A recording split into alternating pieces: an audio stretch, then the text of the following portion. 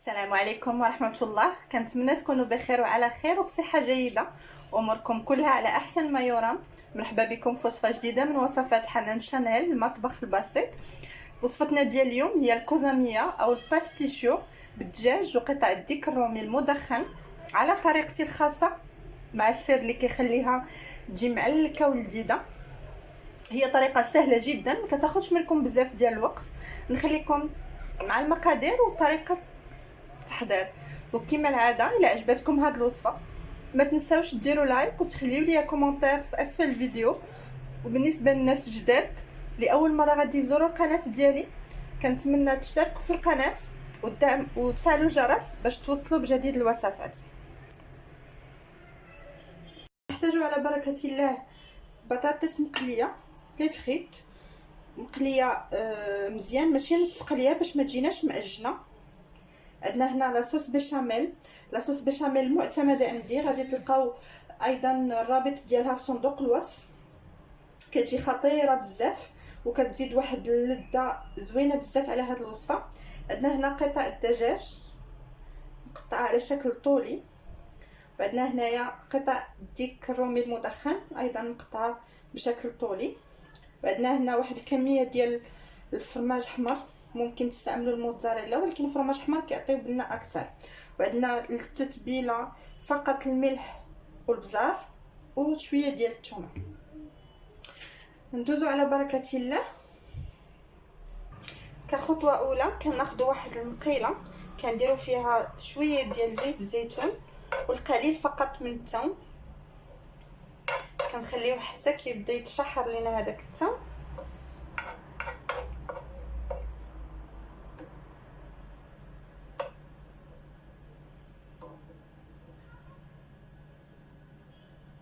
ملي كيتشحر لينا الثوم ديالنا كنضيفوا شرائح الديك الرومي،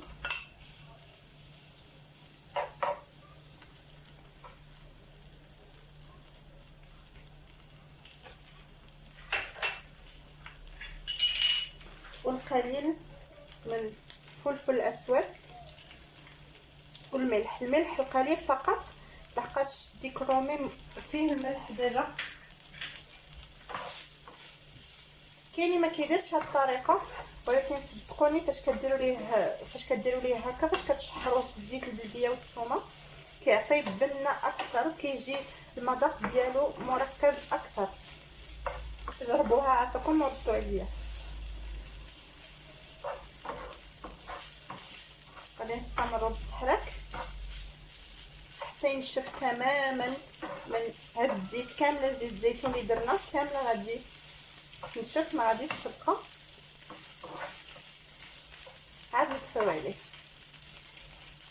من بعد ما شحرنا قطع الديك المدخن في نفس المقلاة عاوتاني شويه ديال الزيت البلديه وشويه ديال الثوم، وغادي نضيف قطع ديال الدجاج.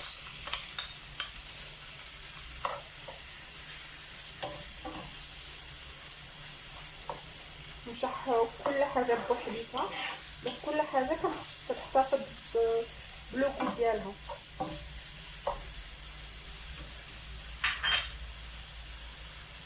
مع شيشه خفيفه ديال الملح. انا الدجاج كنغسلو بالملح مزيان كيكون شارب. ردوا بالكم من هاد المساله باش ما يجيكمش طبق مالح بزاف. هنا ضفت شويه ديال البزار. البزار بطبيعه الحال كيبقى حسب الذوق، الناس اللي كيعجبهم البزار ولا الحار ممكن يكثروا. هاد الطبق ممكن انكم تستعملوا فيه الدجاج بوحديته اولا قطع الديك المدخن بوحديتهم، ماشي شرط انكم تخلطوهم بجوج، يعني الواحد يدير اللي متوفر عنده في الدار وكيجي زوين.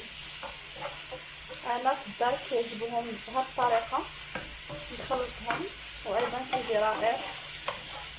كنتمنى فعلا انكم تجربوه وتخليو لي التعاليق، لحقاش بالنسبه للناس اللي كياكلوا خبز القمر ما غادي يجربوا هاد الطريقه في الدار، انا متاكده انهم ما غاديش يبقاو ياكلوا خبز القمر لحقاش كيجي حسن بزاف. نستمروا بالتحرك لغايه ما تشحر لينا الدجاج ديالنا بدا واحد اللون ذهبي. ونورا مع بعضياتنا باش نشوفوا الطريقه اولا الخطوه النهائيه. صافي بعد ما طابلينا الدجاج ديالنا، ها هو شوفوا اللون كيفاش ولا ياخذ واحد اللون زويون. بالنسبه للدجاج فاش تبغيو ترميوه يستحسن ان المقله تكون سخونه بزاف والزيت ايضا والعافيه تكون مجهده باش ما يطلقش هذاك الماء ديالو ويجي ناشف ومكنزز كما كنقولوا. فاش كتكون العافيه مجهده كيحتفظ بهذاك الماء ديالو كيرجع رطب وزوين في الماكله.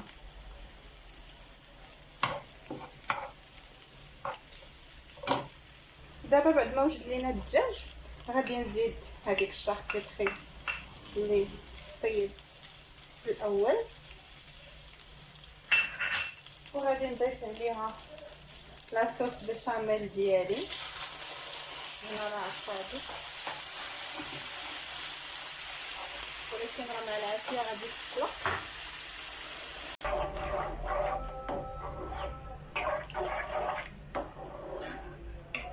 هنايا مع هي طلقات مع التحرك وما تكون العافيه قليله من التحت مع ديك السخونيه غادي تطلق لنا.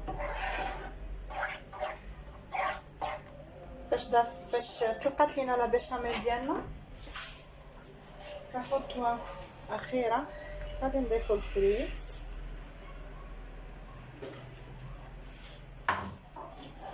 ونخلطو كلشي غير بشويه باش ما يتكسرش لينا الفريت ويحافظ على الشكل ديالو باش كيجي زوين في الطبق وما كيتعجنش.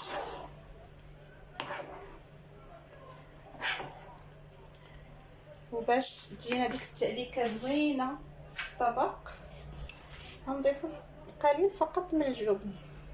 اذا كان موتزاريلا حتى هو مزيان على قبل هذيك التعليكه ديال الداخل. نستمروا في التحريك ونتلاقاو باش نشوفوا الشكل النهائي ديال الطبق ديالنا. وهذا هو الشكل النهائي ديال الطبق ديالنا بعد ما وجد. درت ليه فرomاج ودخلته للفران حتى تكراتينا وخرجناه. صدقوني كيجي رائع في المذاق. كنتمنى فريمون انكم تجربوه. ما نعاودش لكم الريحه طالعه واو بزاف. كنتمنى الناس اللي يلاه يدخلوا القناه يفعلوا يضغطوا على زر الاشتراك ويفعلوا الجرس باش يتوصلوا دائما بجديد القناه. شكرا بزاف على المتابعه والى فيديو قادم بحول الله.